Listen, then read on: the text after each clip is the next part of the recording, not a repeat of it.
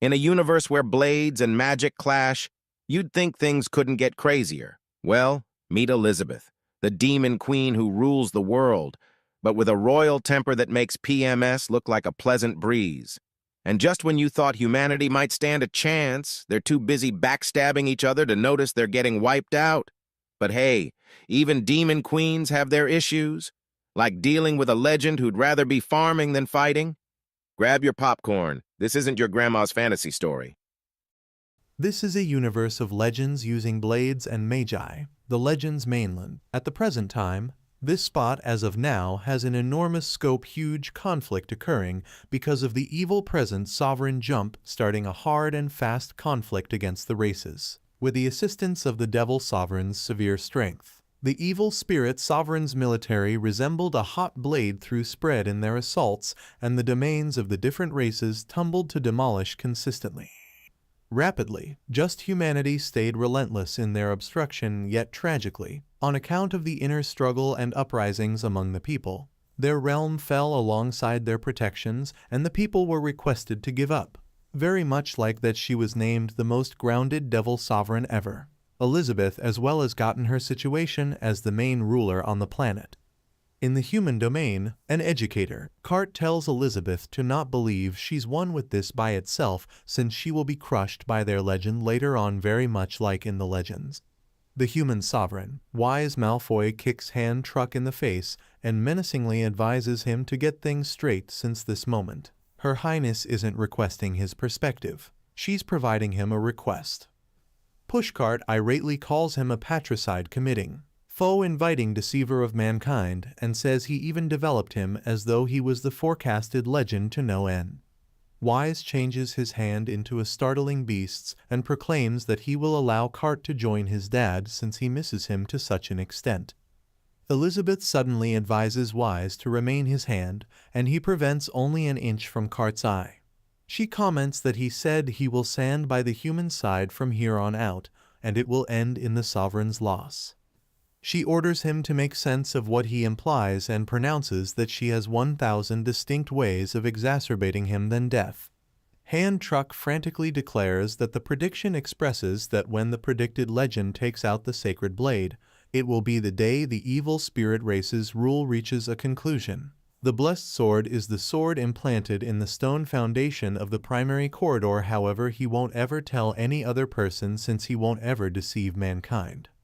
Elizabeth peers down at the blessed sword Alpha and questions in the event that the legends recount the legend getting the option to challenge her since he takes out the sword. She dismisses and strolls back to her lofty position, commenting that she anticipates him showing up here. As the years went by under Elizabeth's rule, the security at the palace gates, prepared to confront any peril, gradually dispersed and was at last taken out in the 15th year. Under the evil spirit sovereign's outright rule, every one of the past practices and the imbalances among the races were totally abrogated, and everybody had the option to get along on equivalent standing. Without debates, everybody had the option to live in harmony and concordance and grow together. Rapidly, the legends mainland started flourishing and thriving. Also, in light of the fact that they feared the uncommon harmony being obliterated, a wannabe collusion arose and fearlessly dismissed the appearance of the forecasted legend. In the evil presence domain, Elizabeth inquires as to whether they have any fresh insight about the forecasted legend's appearance. He, Chancellor of the mythical being race, Twillier, reports that the mythical being race has proactively prepared all the tree bugs to look, yet they couldn't find a solitary snippet of data in regards to the forecasted legend. The Chancellor of the Bantam race, Heimerdinger, makes sense of that the dwarves are not truly adept at gathering data, but rather as indicated by what they've aggregated from each weapon store around. There has been no one dubious. He, Chancellor of Humanity, Aristotle, trusts that regardless of whether the forecasted legends show up, him facing them will be to no end, so they don't have to stress over him by any stretch of the imagination. The Chancellor of the Devil race, Jim, lets Aristotle know that he may not be aware since he recently joined. However, Her Highness isn't anxious about the forecasted legend. All things considered, she truly wants for him to come. To act in light of that prescience, Her Highness accumulated a wide range of old books on enchantment and war strategies to explore.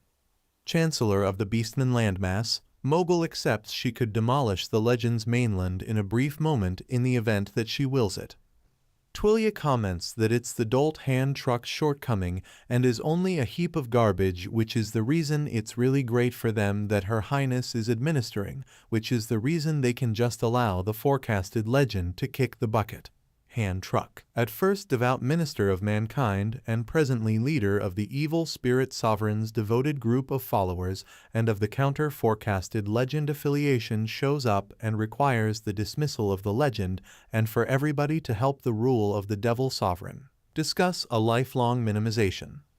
Elizabeth unexpectedly gets nobleman with her sorcery and irately requests that he make sense of where the forecasted legend is. Terrified, Cart shakily says the prediction really doesn't need to be totally precise when the objective surpasses the assumptions for the prescience. Wise gets kneeling down and says believe it or not.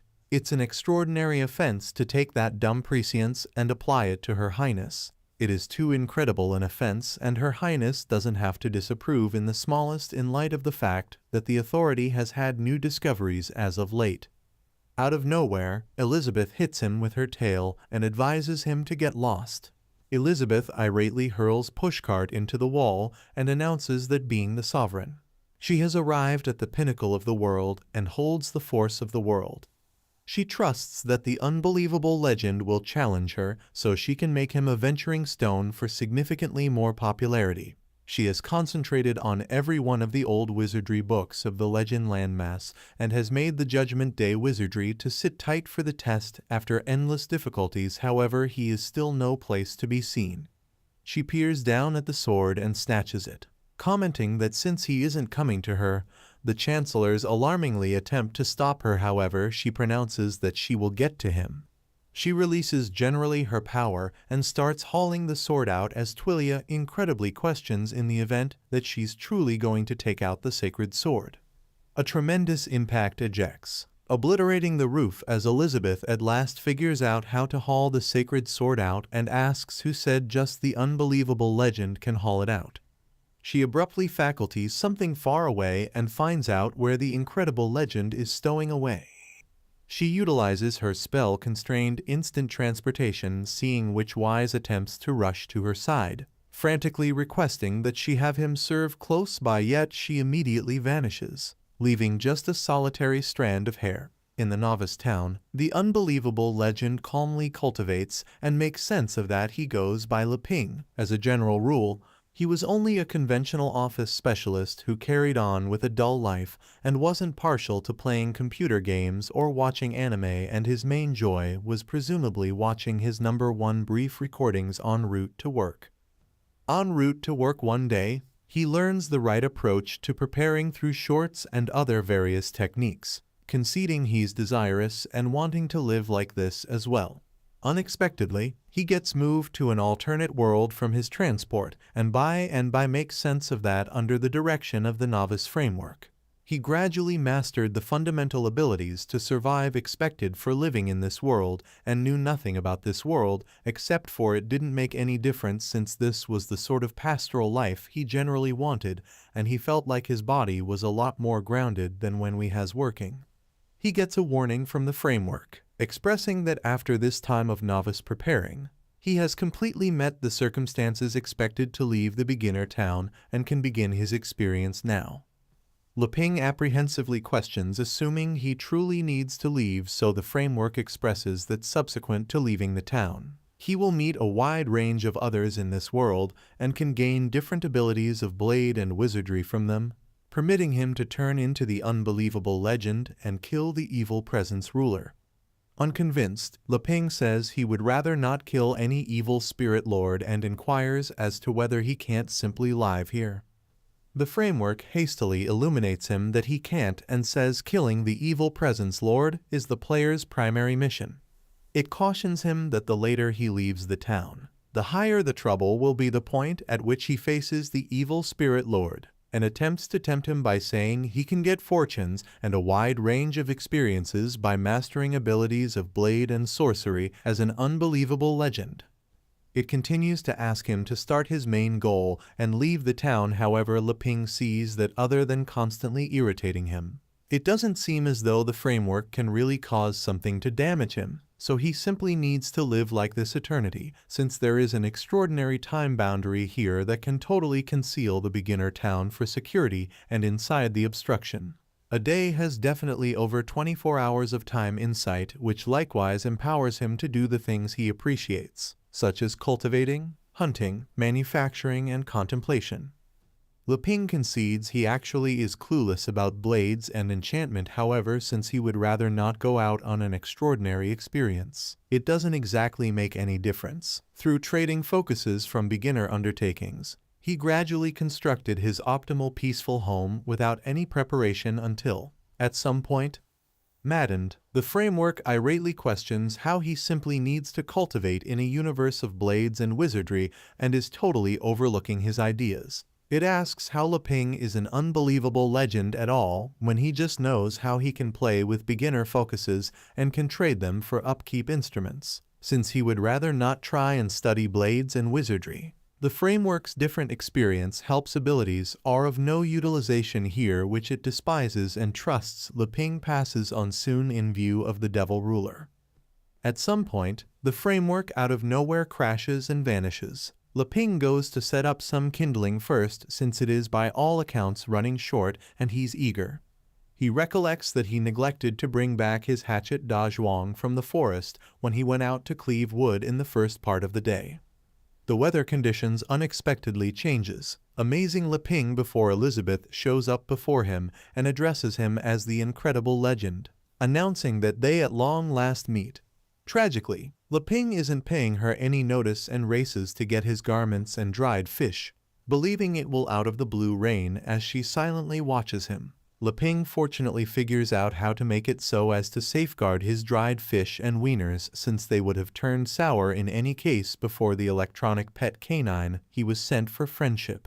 Wang Kai quickly barks for his consideration. Obviously, even robot canines know the force of sensational timing. Leping advises him to remove it and to rush back inside since it's going to rain, yet he out of nowhere gazes upward and sees something drifting overhead, asking Wang Kai what it is. Elizabeth sees that he's very dull and asks how he considered tending to her as something, so he briskly explains that he didn't see her obviously, yet she says she ought to check first and shoots a bet at him. Frightened, he drops his fish and hot dogs and gets some information about before rapidly protecting himself from the shaft. He reflexively gets the sacred blade Elizabeth tossed towards him and is astounded to see it. He requests what's happening as Elizabeth comments that the acknowledgement from the sacred blade Alpha can't be off base, yet its enchanted ability to detect is low to the point that even conventional warriors could possibly outperform it. She contemplates whether he's concealing his actual power. She announces that she's Elizabeth, the most grounded evil spirit sovereign in history, and today, she will totally destroy him. She starts giving her enchantment a roll as Leping depressingly questions why the evil spirit sovereign is here when he hasn't even left the town. Wang Kai indignantly snarls at Elizabeth, yet Leping attempts to inspire him to quiet down as Elizabeth utilizes pit sorcery, annihilation. Leping understands that, as the framework said, the gathering between the amazing legend and the evil spirit ruler is unavoidable regardless of whether Never leaves this town, and proclaims that there's something else to say. He shakily begins taking off from the assault and comments that he's been a finished beginner so far. However, the evil presence lord out of nowhere comes thumping at his entryway, so there's nothing he can do as opposed to tolerating his destiny. At the way to his home, he understands he ought to be content and concedes he regrets absolutely nothing, realizing he could spend such occasions here. He will get back to zero alongside his home. He closes the entryway as Elizabeth irately questions what he did quite recently, thinking he advised her to come at him with all she has. She indignantly says he's unimaginable and fires her enchantment at his home, yet Wang Kai out of the blue completes an estimation and conveys a few rockets and shots that crash into the wizardry before it can arrive at Leping's home. As Wan Kai barks at Elizabeth, she accepts the legend from the legend thanks for even a second to be so pompous by totally depending on having a stirred otherworldly device with stirred consciousness however before her. Beginning and end is substandard. She projects her prophetically catastrophic wizardry and comments that she has lost all interest in testing further, so she will end things here. She fires Earth reevaluating, yet Wan Kai finishes one more round of computations and flames a little impact at her. Nonetheless, Elizabeth proclaims that it's pointless as the enchanted misses her and advises him to vanish faithfully alongside this land. Suddenly, the spell Wan Kai terminated ends up being a quantum mechanical dark opening that totally swallows her prophetically catastrophic enchantment and vanishes. Stunned, Elizabeth disbelievingly questions on the off chance that her prophetically catastrophic enchantment was recently broken, addressing what Leping did inside the house. In the meantime, Leping happily lies on his bed while hanging tight for death and stonily advises her to come at him since he's ready. Elizabeth gradually arrives before Wan Kai, who continues to bark. She gradually begins chuckling and understands that she is suddenly the person who underrated the legend. She gradually expands her evil hands and develops out her wings, irately telling Leping to not get so arrogant on the grounds that up to this point, she has just been utilizing under 30% of her power. She irately pronounces that she will show him what genuine dread is and changes into her devil god structure prior to surging towards Wan Kai. After an hour, Leping falls rest and contemplates whether he's kicked the bucket. He gradually awakens and yawns, amazingly understanding he's actually home. He gets up and sees it appears to be very outside, yet shakily contemplates whether the Devil Sovereign would be sitting tight for him outside like a total insane person. He gradually makes the way for sea-weighty smoke covering the region. Elizabeth arises out of the smoke, irately holding a totally separated Wan Kai. Leping earnestly calls for him, so she discards it and turns towards him, angrily saying sorry for totally annihilating the mystical apparatus he was so glad for. Scared, Leping shakily guarantees her that it's all right and inquires as to whether they can plunk down and talk. Elizabeth comments that they can talk after she kills him, however unexpectedly begins shaking. Shocked, she says this is mind-blowing and contemplates whether this is the consummation anticipated for her since she has been completely pushed as far as possible. She abruptly tumbles down, so Leping rapidly hustles to her side and inquires as to whether she's all right. Her devilish protection unexpectedly begins disseminating, seeing which Leping considers what's going on before her garments disappear too. Stunning Leping, it ought to have been me, not him. Obviously, the Giga Chadmick will see a Tenton view. Afterward, Elizabeth is lying on Leping's bed with her hands bound behind her and out of nowhere awakens. Incensed, she concedes the evil presence sovereign, experienced an embarrassing loss and understands that as opposed to killing her whenever he found the opportunity, Leping detained him. She contemplates whether he did that to show his capacity to the world and starts utilizing her wizardry, however the binds prevent her from doing as such. She sees that this is another amazing class antiquity. She didn't know about, questions exactly how much power he's actually stowing away and checks out the room. She comments that these unusual things are certainly not quite as basic as they look, and he legend is considerably more underhanded than she envisioned, acknowledging she misjudged him. Leping is amazed to see that she's conscious, however she tells him to not anticipate that she should ask, assuming he plans to kill her. He internally concedes the evil presence lord is genuinely terrifying, yet this is the main opportunity to make do, so he should hold on to it.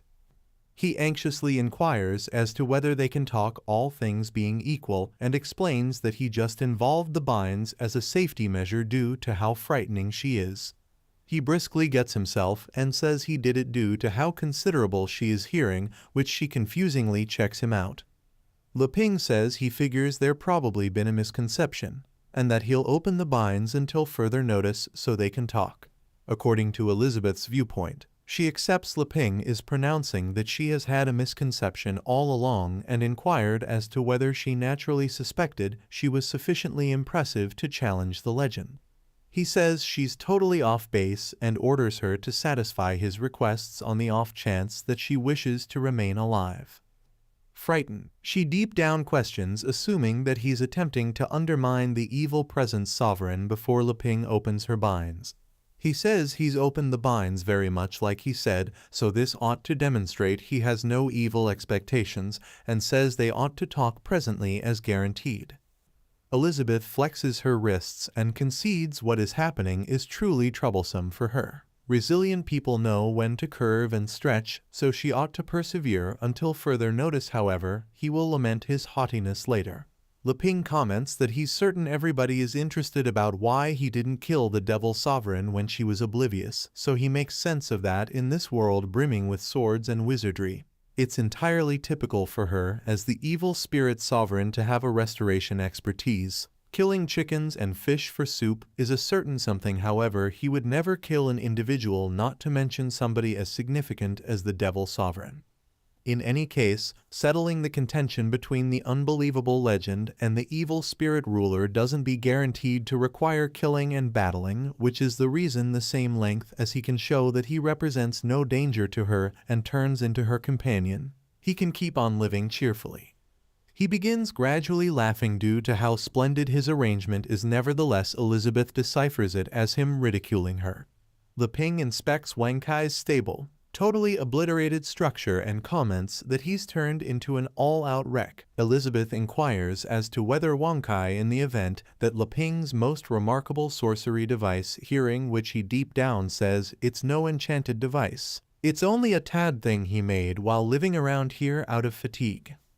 He comments that you could say Wang Kai was created by him as of late, hearing which Elizabeth vindictively grins and internally says it's time, since it's his chance to be thoughtless. Since the cuffs restricting her have been unfastened, she can covertly utilize chasm sorcery, boundless wizardry to recuperate rapidly, and since Leping has lost his most significant enchantment device, it's similar to him losing his right arm, which implies the overall influence has shifted towards her. She gets up and apologizes for breaking his things, yet he guarantees her that it's fine since the memory card is still here. She says it is the best time for her to kill him. The unbelievable legend as Leping pivots and says the body can be fixed prior to uncovering a cabinet loaded with Wang Kai bodies, making sense of that he'd proactively gotten ready for this sort of circumstance so she doesn't have to stress. As Elizabeth watches in shock, Leping culls the memory card into another Wang Kai, and it right away actuates. He makes sense of that it's a good time for have a sidekick, yet it's devious some of the time, so he uncommonly just initiates one at home. Elizabeth deciphers this as Leping manically snickering alongside his detestable otherworldly device and puts down in dismay. She abruptly smells a fragrance and asks where it's coming from. Leping makes sense of that he made a food to warm her up since she swooned out of fatigue. He gives her dumplings and a meat porridge, seeing which Elizabeth gradually swallows and her stomach begins moaning. Leping happily says these are undeniably produced using the vegetables and grains he developed himself. Totally normal, and requests that she have a taste, genuinely thinking tackling clashes with scrumptious food will work. She gradually gets a dumpling and takes a chomp. However, Leping can't ready to let know if her demeanor's changed and apprehensively contemplates whether the evil spirit sovereign with her high status will see the value in these beginner town things, despite the fact that he's very positive about his cooking. Notwithstanding, Elizabeth rapidly wraps the plate of dumplings and destroys in light of how delightful it is, commenting that with each nibble, the meat juices burst like firecrackers in her mouth, with a characteristic and unadorned flavor as well as containing a high centralization of enchanted energy. She's shocked by the way that this world really has such a delectable delicacy and concedes that even she, the evil spirit sovereign, can't tolerate swallowing the last chomp. At the point when she swallows it, she out of nowhere moans in fulfillment before a fountain of liquid magma ejects inside her. She swiftly asks Leping what he put inside the dumplings since they're so fiery. Terrified, he makes sense if he added a lit piece bean stew as indicated by his own taste and inquires as to whether she could do without hot food. She enthusiastically acknowledges she was correct from the start since there were no decent goals. The malicious legend has detained her fair to involve her as a subject for his examination tests.